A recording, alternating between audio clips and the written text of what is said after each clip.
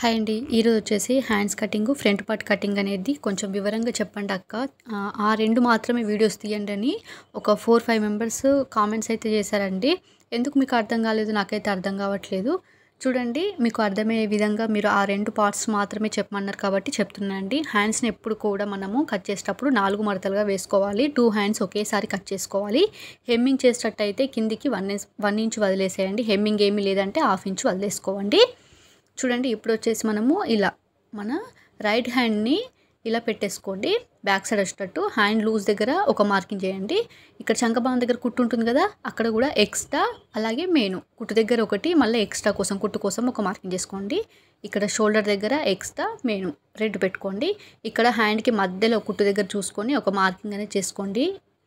ఇలా చేసుకున్నాక తర్వాత ఇప్పుడు స్ట్రేట్గా ఎక్స్ట్రా కోసం పెట్టుకున్నాం కదా మార్కింగ్, అక్కడ నుంచి ఇలా స్ట్రేట్గా వేసేసేయండి. ఇలా స్ట్రేట్గా వేసుకున్నాక తర్వాత ఇక్కడ మనము చంక డౌన్ వచ్చేసి ఎంత తీసుకోవాలంటే 2.5 తీసుకుంటే సరిపోతుంది. మరీ పెద్ద సైజ్ బ్లౌజులకు మాత్రమే 3 తీసుకుంటారు. 2 పాయింట్స్ తీసుకుంటారు. ఇక్కడనేమో 1.5 ఇంచు స్ట్రేట్గా పెట్టుకోవాలి. ఎందుకోసం అంటే ఇక్కడ మనకు షోల్డర్ దగ్గర చూడండి, ఇక్కడ హ్యాండ్స్ కుట్టే దగ్గర ఇక్కడ 1.5 ఇంచు అటు ఇటుగా మనకు ఉండాలండి. కంపల్సరీ స్ట్రేట్గా ఉంటేనే ఇక్కడ మనం జాయింటింగ్ చేసేటప్పుడు కరెక్ట్గా వస్తుంది. అక్కడ ఏ కటింగ్ చేయకుండా 1.5 ఇంచు ఇక్కడ తీసుకోవాలి మనము. ఇప్పుడు దీన్ని మన సైడ్ వేసుకోండి. ఇలా వేసుకున్న తర్వాత కొంచెం హైబ్రో టైప్, ఇలా వంక టైప్గా వేసేసేయండి. మీరు ప్రాక్టీస్ చేస్తూ ఉంటే వచ్చేస్తుంది. నేను ఇక్కడ చివరి నుంచి తీసుకుంటున్నాను. ఇక్కడ ఎక్స్ట్రా క్లాత్ ఉంది కదా, ఇక్కడ నుంచి తీసుకుంటున్నాను. ఎందుకోసం అని అంటే అతుకులు అనేటివి పడకుండా ఉండడం కోసం అని చెప్పేసి అలా తీసుకున్నాను.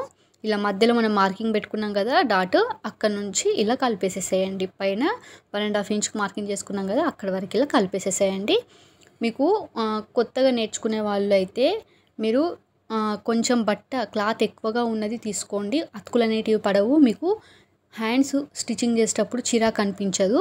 కాబట్టి మీరు కొంచెం ఎక్స్ట్రా క్లాత్ ఉన్నది తీసుకోండి. అంటే 80 సెంటీమీటర్లు కానీ లేదంటే పెద్ద సైజ్ బ్లౌజులకు అయితే 90 సెంటీమీటర్లు అట్లా తీసుకుంటే సరిపోతుందండి.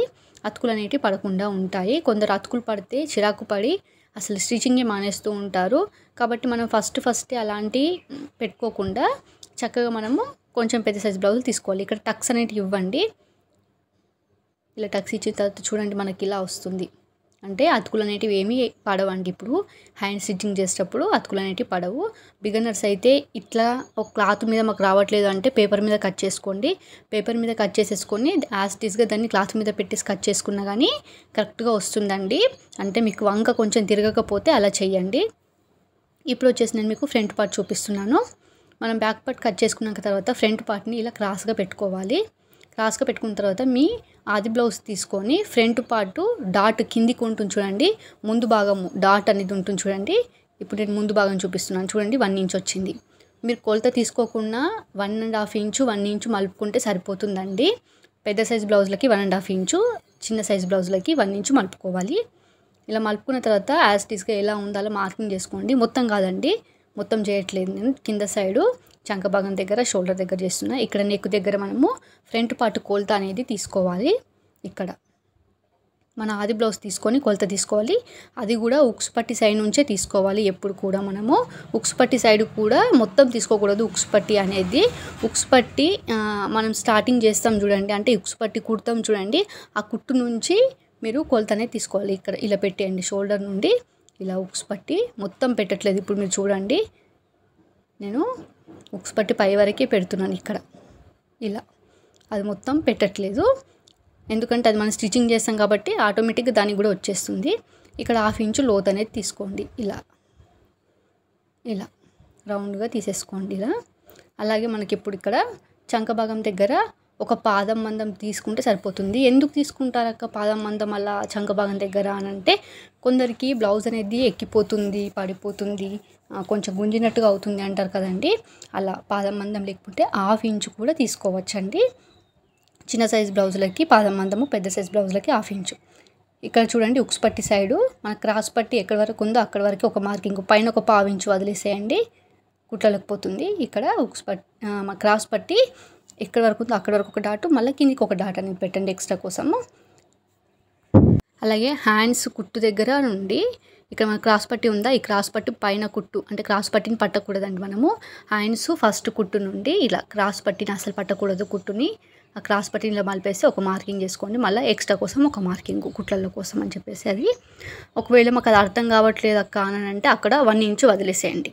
1 ఇంచు మార్కింగ్ చేసుకుంటే సరిపోతుంది. ఇప్పుడు మళ్ళీ ఒకసారి మీరు ఫ్రంట్ పార్ట్ని ఇలా కోల్చుకోండి. ఫ్రంట్ పార్ట్ నుండి కింద సైడ్ డాట్ ఉంటుంది కదా, ఆ డాట్ వరకు ఇక్కడ డాట్ నాకు కొంచెం ఒక పాదం మంది పైకి వచ్చింది, ఇలా పైకి పెట్టుకోవాలి.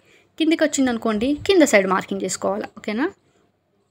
కాబట్టి పెద్ద సైజ్ బ్లౌజ్లకి కింద సైడ్ వస్తుంది. చెస్ట్ ఎక్కువగా ఉన్న, హైట్ ఎక్కువ ఉన్న వాళ్ళకి కింద సైడ్ వస్తుంది. లేదు మామూలుగా మీడియంలో ఉన్న వాళ్ళకి 1/2 ఇంచ్ అయినా పాదమందమైన పైకి వస్తుంది. మనం ఇప్పుడు దీన్ని షేప్ వచ్చేటట్టు చూసుకొని, షేప్ పట్టి పెడతాం కదా క్రాస్ పట్టీలు, అలా వచ్చేటట్టు చూసుకొని మార్కింగ్ అనేది చేసుకోవాలండి. ఇప్పుడు ఎలా ఉందో అలా కటింగ్ అనేది చేసేసేయండి. ఫ్రెండ్స్, వీడియోని అసలు లైక్ చేయండి, షేర్ చేయండి, కామెంట్ చేయండి. మీకు వీడియో ఎలా అనిపించిందో కామెంట్ చేయండి. అలాగే మీకు ఈ వీడియోలో ఏమైనా డౌట్ ఉంటే నేను ఎక్స్ప్లెయిన్ చేయడానికి ట్రై చేస్తాను. థ్యాంక్ యూ ఫర్ వాచింగ్ అండి.